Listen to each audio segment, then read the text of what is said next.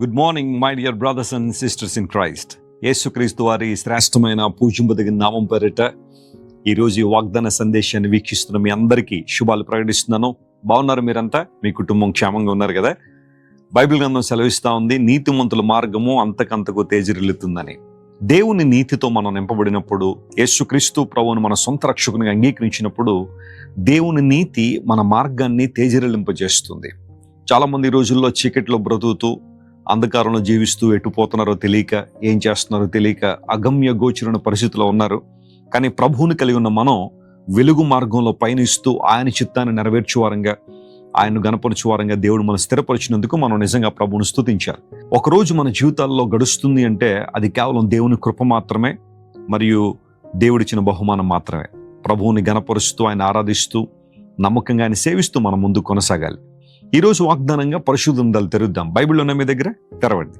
యెషయా గ్రంథం 48వ అధ్యాయం 19వ వచనం చదువుదాం. The book of Isaiah chapter 48 and verse 19. నీ సంతానము ఇసుక వలె విస్తారమగును, నీ గర్భఫలము దాని రేణువుల వలె విస్తరించును. వారి నామము నా సన్నిధి నుండి కొట్టివేయబడదు, మరువబడదు. ఎంత చక్కని వాగ్దానం దేవుడు ఇస్తున్నాడు. ఒకవేళ ఈరోజు మీ బిడ్డల కోసం మీరు ఏమన్నా వరి అవుతున్నారా? మీ సంతానం కోసం చింతపడుతున్నారా? వెస్లీ గారు, పరిస్థితులు మారిపోతున్నాయండి, రేట్లు బాగా పెరిగిపోతున్నాయి, మా పిల్లల్ని ఎలా చూసుకోవాలో తెలియట్లేదు, వారి యవ్వన కాలంలోకి వచ్చేస్తున్నారు, వారి వివాహాలు ఏంటో, వారి భవిష్యత్తులు ఏంటో అని ఒకవేళ నీ పిల్లల కోసం ఈరోజు నువ్వు వరి అవుతున్నావా? నీ సంతానం కోసం వరి అవుతున్నావా? ఈ వాగ్దానం మీకోసమే దేవుడు ఇస్తున్నాడు. నీ సంతానాన్ని దేవుడు ఆశీర్వదిస్తాడని మాట్లాడుతున్నాడు. గమనించిన పిల్లరా, వివాహ వ్యవస్థ అనేది దేవుడు కలుగు చేసిన వ్యవస్థ. ఇది ఒక రాజకీయవేత్తో, లేకపోతే ఒక శాస్త్రవేత్తో, ఒక ధనికుడో లోకానికి తీసుకురాల. ఒక యవనస్తుడు మరియు ఒక యవనస్తురాలు వయసులోకి వచ్చిన తర్వాత వారిద్దరూ కూడా జత చేయబడి ఒక కుటుంబంగా చేయబడాలనే దేవునికి ఆలోచన. అంత మాత్రం కాకుండా ఆ కుటుంబాన్ని దేవుడు ఆశీర్వదించాడని లేఖనాల్లో మనం చూస్తాం. ఆదికాండం 1వ అధ్యాయంలో ఆ సంఘటన రాయబడింది. దేవుడు కుటుంబాల పక్షాన ఆయన గొప్ప ప్రణాళిక కలిగి ఉన్నాడు. అపవాది ఈ రోజున కుటుంబాలను పాడు చేస్తున్నాడు, కుటుంబాలను విచ్ఛిన్నం చేస్తున్నాడు. రకరకాల కారణాలు అయ్యి ఉండొచ్చు.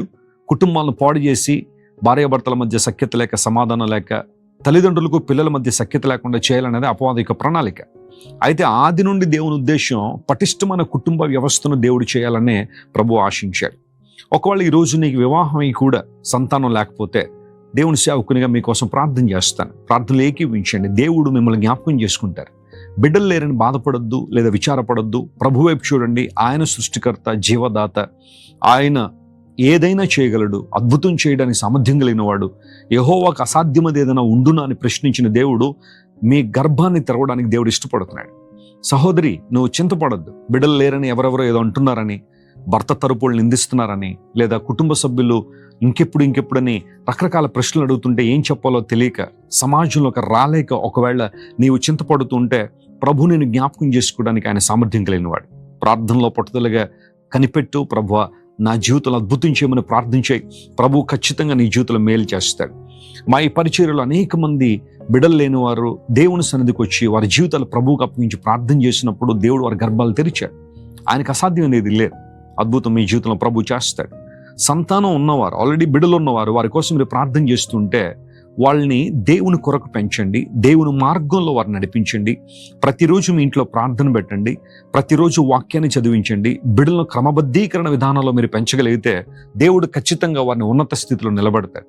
వారి ద్వారా ఆయన నామం మహింపరచబడుతుంది. బైబిల్ సెలవిస్తూ ఉంది, నీ సంతానం నేను దీవిస్తాను, వారు ఇసుక రేణుల వల్ల అభివృద్ధి పొందుతారు, వారి నామము నా సన్నిధిలో నుండి కొట్టివేయబడదు, వారు మరోబడరు అన్నాడు. ఏదో ఒక సందర్భంలో తల్లిదండ్రులుగా ఎంత ప్రయత్నాలు చేస్తున్నా, వారి బాగోగుల కోసం ఎంత ప్రయత్నం చేస్తున్నా విఫలమయ్యే పరిస్థితులు రావచ్చు నీ జీవితంలో. కానీ వారిని దేవునికి అప్పచెప్పినప్పుడు, దేవుని చేతిలో పెట్టినాడు. ప్రభు అంటున్నాడు, నా సన్నిధిలో నుండి నేను వారిని కొట్టివేయను, వారు మరోబడరు. Make sure that they are in the presence of God. వారు దేవుని సన్నిధిలో ఉన్నారో లేదో పరీక్షించు. దేవుని సన్నిధిలో వారు ఉండునట్లుగా చూడు. చాలామంది తల్లిదండ్రులు ఆదివారం దేవుని మందిరానికి వస్తారు, చాలా సంతోషమే. కానీ బిడ్డలను వదిలేసి వస్తారు. వారి ఇంటి దగ్గర వదిలిపెట్టేసి ఏదో చూసుకుంటారా టీవీలో, లేకపోతే ఐప్యాడ్లో ఏమైనా చూసుకోండి అని చెప్పి పిల్లల్ని దేవుని మందిరానికి తీసుకురారు. తద్వారా ఏమవుతుందంటే తల్లిదండ్రులు పటిష్టంగానే దేవుళ్ళు ఎదుగుతున్నారు, కానీ సాతానుడు పిల్లల్ని పట్టుకుంటున్నాడు. అందరూ బట్టి కుటుంబాల్లో నెమ్మది లేదు. యవన కాలంలోకి వచ్చేసరికి చాలామంది బిడ్డలు త్రోమ తప్పిపోయి లోకానుసారంగా జీవిస్తూ రకరకాల వ్యసనాలకు బానిసలైపోయి ఈ రోజున తల్లిదండ్రులకు చాలా దుఃఖాన్ని తీసుకొస్తున్నారు. Pray for your family and pray for your children. మీ బిడ్డల కోసం మీరు ప్రార్థన చేయండి, వారిని కూడా ప్రార్థన చేసుకోమని చెప్పండి. దైవజనుల దగ్గర మీ పిల్లల్ని తీసుకెళ్ళి ప్రార్థన చేయమని చెప్పండి. దేవుని సేవకుల ప్రార్థనలు కూడా మీ కుటుంబానికి అవసరం. తద్వారా పటిష్టమైన కుటుంబాన్ని దేవుడు నిర్మాణం చేయాలని దేవుడు కోరుతున్నాడు. ఈరోజు నేను కోరుకుంటున్నాను, ఎవరైతే దేవుని సన్నిధిలో ఉంటారో వారు కొట్టివేయబడరు, వారు మరోబడరు. నేను అందరూ మర్చిపోవచ్చేమో, నీ భక్తిని బట్టి, నీ విశ్వాసాన్ని బట్టి నీ బంధువులు, స్నేహితులు, తోబుట్టువులు అందరూ మర్చిపోయాము, కానీ దేవుడు నిన్ను మర్చిపోయేవాడు కాదు. ఆయన ఎప్పుడు నేను మర్చిపోలేదు, ఆయన ఎప్పుడు నేను విడువడు కూడా. నీ సంతానాన్ని దేవుడు ఆశీర్వదిస్తాడు, ఉన్నతమైన స్థితిలో దేవుడు నిలబెడతాడు. మా తల్లిదండ్రులు సేవలోనికి వచ్చిన తర్వాత మా కోసం చాలా పట్టుదలగా ప్రార్థన చేశారు. మా బిడ్డల్ని సేవలో వాడబడాలి ప్రభువా, నీ చేతుల్లో వాడబడాలని వారి ప్రార్థనలు ఈ రోజున మేము అనేక మంది దీవెనకరంగా ఆశీర్వాదకరంగా ఉండడానికి ఉపయోగపడ్డాయి. తల్లిదండ్రుల మీ బిడ్డల కోసం ప్రార్థించండి, వారిని దేవుని సన్నిధిలో ఉంచండి. దేవుడు వారిని కొట్టివేయడు, వారిని మరువడు. ఈ వాగ్దానాన్ని మీ బిడ్డల పక్షంగా క్లెయిమ్ చేయండి. ఒకవేళ ఈరోజు మీ పిల్లలు మీ దగ్గర ఉంటే మీరందరూ కలిసి ప్రార్థనలు ఏకీవించండి. I would like to pray for the families today. ఈరోజు ప్రార్థన చేస్తాను, కళ్ళు మూసుకోండి. ప్రేమగల తండ్రి, మా ప్రియులను వారి బిడ్డలను నీ చేతులకు అప్పగిస్తున్నాను. బలమైన కార్యాలు వారి పక్షం జరిగించండి. దుష్టుడు ఏ కుటుంబంలో అయితే బిడ్డల ద్వారా ప్రవేశించి అలజడి సృష్టిస్తున్నాడో ఆ కుటుంబాలు నీ చేతుల్లో పెడుతున్నాను. నీ గొప్ప సమాధానం అక్కడ ఉంచండి. చిన్న బిడ్డల్ని, యవనస్తులను ప్రత్యేకంగా నీ చేతిలో పెడుతున్నాం. నా సన్నిధిలో వారి నామం కొట్టివేయబడదు, వారు మరోబడరని వాక్యంలో రాయబడింది. ప్రభువా, మా ప్రియుల్ని కనికరించి అద్భుతాలు చేయండి. నీ సన్నిధిలో వారు నిలిచినట్లుగా కృప చూపించండి, ఆశీర్వదించండి. పటిష్టమైన కుటుంబాలు మీరు నిర్మాణం చేయమని కోరుతున్నాం. తద్వారా వారిని సేవలో నిన్ను మహింపరిచినట్లుగా మీరే సహాయం చేయండి. ఎవరైతే నాయన మంచి ఉద్దేశాలు కలిగి ఉన్నారో నీ ఉద్దేశాలు వారి జీవితంలో నెరవేర్చి ఉన్నత స్థలాల్లో వారిని నిలవబెట్టండి. అనారోగ్యంతో ఉన్న వారికి స్వస్థ ఇవ్వండి. రకరకాల సమస్యలతో బాధపడుతున్న వారిని విడుదల చేయండి.